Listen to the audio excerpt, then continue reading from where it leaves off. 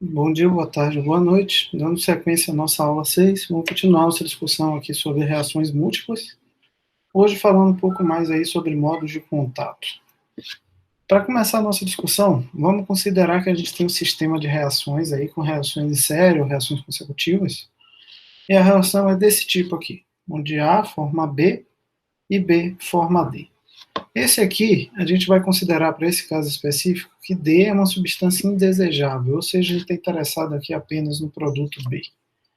Para esse tipo de caso, para esse tipo de reação, a gente costuma dizer que a reação de B formando D, né, é uma reação do tipo de degradação. É uma reação bem comum aí na química orgânica. Por exemplo, a produção de nitrobenzeno e a reação de oxidação de metanócido-acetaldeído seguem esse comportamento. Vamos imaginar que essa reação que a gente está trabalhando, essa reação em série, do tipo A forma R, R forma S, ela é processada em um becker, em um vaso aqui, né? E a reação é conduzida sob intensidade luminosa, ou seja, a reação só acontece se for imposta ao nosso sistema aí uma incidência luminosa. Aqui, nos dois gráficos, vocês conseguem observar que a gente tem tendências aqui, tanto de consumo de A como de formação de R e S distintas. Por quê? Porque a forma na qual está sendo imposto o contato da incidência luminosa ao nosso sistema é diferente. Aqui, no primeiro caso, o que a gente tem é a incidência luminosa é ligada sobre um vaso, um recipiente que contém todo o nosso ar. À medida que o tempo passa, observem que o A vai sendo consumido e o R vai sendo formado.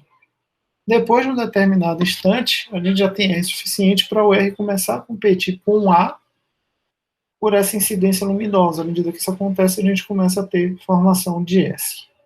Aqui, pelo contrário, o que a gente tem é, a gente tem um recipiente que contém A, desse recipiente a gente tira uma alíquota, essa alíquota é enviada para um tubo de vidro, que nesse tubo de vidro recebe incidência luminosa.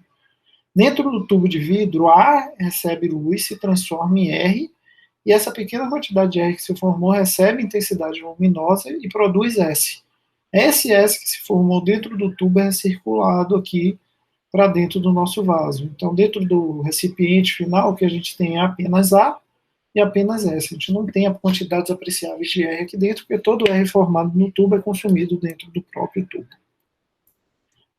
Aqui, se a gente considerar que a energia radiante é nos dois casos é a mesma, ou seja, a incidência luminosa que temos é igual, o que a gente vai poder concluir é que para o nosso Beck é 1, no começo do processo vai existir apenas A, e o A vai absorver toda essa energia radiante, toda essa energia luminosa para formar R. A partir do momento que a gente tem uma quantidade de R suficiente, a energia passa a ser disputada pelos dois compostos, A e R. A continua presente em maior quantidade, por isso a concentração de R continuará a subir.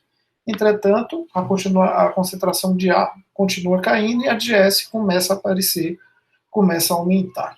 Isso vai acontecer até um ponto onde R vai estar em presente concentração autossuficiente para que ele substitua A e passa a ser o principal produto o principal reagente de reação, principal fator de incidência da intensidade luminosa. Quando isso acontecer, a gente vai ter o que a gente chama de máxima concentração de R, ou seja, o R vai ter seu ponto de máxima concentração no nosso sistema. E a partir desse ponto de máxima, a decomposição de R a S vai ser mais rápida que a sua formação. Com isso, a concentração de R no sistema vai passar a diminuir. Para o nosso segundo caso, qual a diferença? Primeira coisa, só uma pequena quantidade do nosso fluido reacional recebe estímulo luminoso, que é a necessidade para que esse sistema reaja. Aqui temos outro detalhe que é a concentração de A vai diminuir, a concentração de S vai aumentar, mas a concentração de R ela permanece praticamente ausente dentro do sistema. O R que se forma, ele se forma dentro do tubo e dentro do tubo ele é consumido. Observem que esses dois tipos de processos representam extremos. Em um deles a gente consegue a máxima produção do reagente R, enquanto no outro a gente tem uma produção nula ou mínima aí do reagente R dentro do sistema. Então é importante ter isso em mente aí de acordo com a característica da reação que a gente deseja conduzir. Só para relembrar graficamente, observe aqui que na figura 1, nitidamente nesse ponto, a gente tem um máximo de R aqui presente no sistema, tá? A partir desse momento, se a gente observar, ó, a concentração de R passa a decair, a gente começa a diminuir essa concentração de R. Aqui, nesse instante aqui de tempo, observem que a gente começa a produzir quantidades apreciáveis de S. Ou seja, nesse ponto aqui, ó, R já começa a conseguir competir com A, que está aqui com essa concentração especificamente, pela intensidade luminosa para dar origem aqui a quantidades de S. Aqui, pelo contrário, a gente nunca tem quantidades apreciáveis de R. Observem que o R está aqui embaixo sempre em uma concentração muito pequena, né? O A, aqui que reage nesse tubo, forma o R, e o R reage para formar S. Tudo dentro desse complexozinho tubo aqui, pequeno ao longo da nossa operação. Quando a gente fala ainda em reações consecutivas, desse tipo que a gente acabou de falar, ou reações de série, o nosso produto, e que o nosso produto é um composto intermediário, que é o nosso produto de interesse, o grau de mistura que a gente impõe ao nosso reator, ao nosso sistema reacional, é determinante para que a gente consiga o rendimento global desse composto intermediário máximo. Se a reação for processada a densidade constante, o nosso rendimento instantâneo pode ser escrito de acordo com essa relação que vocês estão vendo aqui, ó, que é rendimento em B é o coeficiente estequiométrico de A dividido pelo coeficiente estequiométrico de B, dCB, dCA, que é igual aqui às variações de taxa. Se eu pegar a minha expressão aqui para o dCB, dCA e substituir aqui já pela própria constante cinética, né, assumindo que o B é produzido pela primeira reação, é consumido pela segunda, e o A é só consumido pela primeira reação. Observem que a gente consegue simplificar e escrever esse termo desse formato. Aqui a gente vê que a gente tem basicamente duas formas de maximizar esse rendimento em B. Um é atuar sobre a temperatura, de modo que a gente tenha um valor de K1 muito maior do que o valor de K2, isso garante que o nosso rendimento tenha o maior valor possível. E outra é utilizar alguma conformação de reator que imponha uma razão CB-CA a mais baixa possível. Por exemplo, um reator que proponha uma retirada imediata de B à medida que o B é produzido, como, por exemplo, a coluna de destilação reativa. A gente consiga remover um dos produtos à medida que ele é formado. Vamos agora para um caso genérico ainda, mas um pouco mais complicado, um pouco mais elaborado. Vamos trabalhar com a reação irreversível do tipo série paralelo que ocorre em duas etapas. Aqui a gente vai ter a primeira reação, A mais B com K1 formando R, e um R mais B com um K2 formando S. Nesse caso aqui, o produto desejado é o produto R, é o produto da primeira reação. Quando a gente trata de casos reais que possuem N etapas reacionais, normalmente a gente admite que a terceira reação ou qualquer reação posterior a essa não ocorre com a taxa de extensão apreciável. E dessa forma, elas podem ser ignoradas, caso a gente tenha aí relação molar de A para B alta. Então, só para deixar título de informação aí esse caminho. Se a gente supor que nossa reação é irreversível, bimolecular, com densidade constante, a gente pode escrever as seguintes equações de taxa para o nosso sistema. Para o componente A, que reage apenas na primeira reação, para o reagente B, que é consumido aí nas duas reações, né, na primeira e na segunda, para R, que é produto da primeira e reagente na segunda, e para S, que é produto apenas da segunda reação. A gente consegue aí as 4 equações diferenciais que representam esse sistema. Vamos discutir agora, qualitativamente, a distribuição desses produtos, para que a gente compreenda aí como é que ocorre esse caminho. Quando a gente pega esse sistema, basicamente que vai reagir A com B, a gente tem 3 formas de impor contato a esses reagentes A e B. A primeira dessas formas é que a gente conduz a reação de forma com uma adição lenta do reagente A ao reagente B. A outra forma é a adição lenta do reagente B no reagente A. E a terceira forma seria uma mistura rápida e simultânea dos reagentes A e B.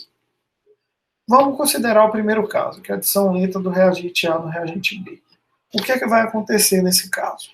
Imagine que a gente tem um becker que contém a quantidade toda de B e um becker que contém toda a quantidade de A. Esse becker de A vai ser gotejado no becker que contém o reagente B. Aqui o que a gente vai considerar primeiro é que todo o reagente A vai ser consumido antes que eu adicione a nova porção de A ao nosso sistema, e que a cada adição de A no nosso sistema, uma pequena quantidade de R vai ser formada, porém esse R encontra-se em uma solução que tem um excesso muito grande de B. E esse excesso muito grande de B vai levar ele a reagir para produzir o outro produto, que é o S. Dessa forma, em nenhum momento a gente vai encontrar nesse sistema quantidades apreciáveis de A ou de R. A gente vai ter uma mistura rica em S. Essa mistura rica em S ela vai diminuindo a concentração de B, e isso vai acontecer gradualmente até que eu tenha apenas S no meu sistema. Graficamente, o comportamento desse sistema é representado assim. A gente tem o B, vamos adicionando quantidades de A, a gente nunca vai ter quantidades apreciáveis de A no nosso sistema, porque o A que está entrando está sendo consumido por esse excesso de B para produzir R, e o R que está se formando está sendo consumido por esse excesso de B para dar origem a S. Obviamente, a gente tem um aumento aqui da curva de S, e isso vai até que ponto? Até o ponto onde cesse aqui, ó. Se eu traçar uma reta aqui, ó, é um ponto onde eu tenho aqui a interseção, né, desses pontos, eu acabou todo o meu reagente B, e a partir desse ponto, todo o A que eu estou adicionando vai começando a sobrar no meu sistema, e observem que o meu S está aqui estagnado, porque não tem mais B para reagir a partir do meu sistema, nem R para se formar, porque eu não tenho mais reagente B. Então, por isso que eu tenho essa estabilização aqui na concentração de S. Para o segundo caso, vou fazer exatamente o contrário. Vou ter um becker cheio de A, onde eu vou adicionar pequenas quantidades de B. Aqui, a primeira porção de B que eu adicionar, ela vai ser consumida reagindo com A para formar R. Esse R não vai continuar a reagir, esse R vai ficar estabilizado no meu sistema. Isso acontece por quê? Porque eu não tenho mais B na minha mistura. O B foi consumido pelo A para dar origem ao próprio R. E assim, eu vou adicionando B. Só que agora esse novo B que vai entrar, ele já encontra no meu sistema, já tem probabilidade de choque com moléculas de R que se formaram a partir do instante anterior. Com isso, eu tenho a possibilidade, já a partir desse momento, de produzir S. Por quê? Porque ele pode reagir com esse B que está entrando, o R, junto com esse B para produzir S. E esse processo ele vai ser repetido com formação progressiva do meu produto R, da primeira reação, consumo de reagente A, até que essa concentração de R seja autossuficiente para competir de forma favorável com A pelo B. Quando isso acontecer, a concentração de R atinge o máximo e a gente vai passar a diminuir a concentração de R. Graficamente, o comportamento é esse aqui. O A vai sempre diminuindo com a adição de B, a gente nunca tem concentração de B apreciável aqui no sistema. Eu tenho um aumento da concentração de R, atinge um ponto de máximo que está aqui, e a partir desse ponto a minha concentração começa a diminuir. E a produção de S, obviamente, ela tende a aumentar e vai chegar até o máximo, até que todo R seja consumido. Por fim, eu tenho o terceiro caso. Nesse caso aqui, eu vou adicionar simultaneamente grandes quantidades de A e B. Eu vou juntar aqui e uniformizar de forma simultânea. Nesse caso, eu vou assumir que a reação é lenta o suficiente para que ela não aconteça em velocidades apreciáveis até que essa mistura se torne uniforme. Nesse caso específico, observem que o pouco R que vai se formar vai competir com o excesso de A para que reagir com B, estando claramente em desvantagem, porque eu vou ter muito mais partículas de A. Obviamente, essa tendência de formação de R vai crescer até que eu tenha uma quantidade de R suficiente para que esse R comece a competir pelo A pelo B para dar origem à formação de S. Se vocês analisarem, observem que esse caso aqui é exatamente igual ao anterior, exatamente o caso dessa figurinha aqui, onde eu fui adicionando pequenas quantidades de B, um becker que já continha A. Então, graficamente, a gente teria exatamente o mesmo contato, exatamente o mesmo sistema gráfico do caso anterior.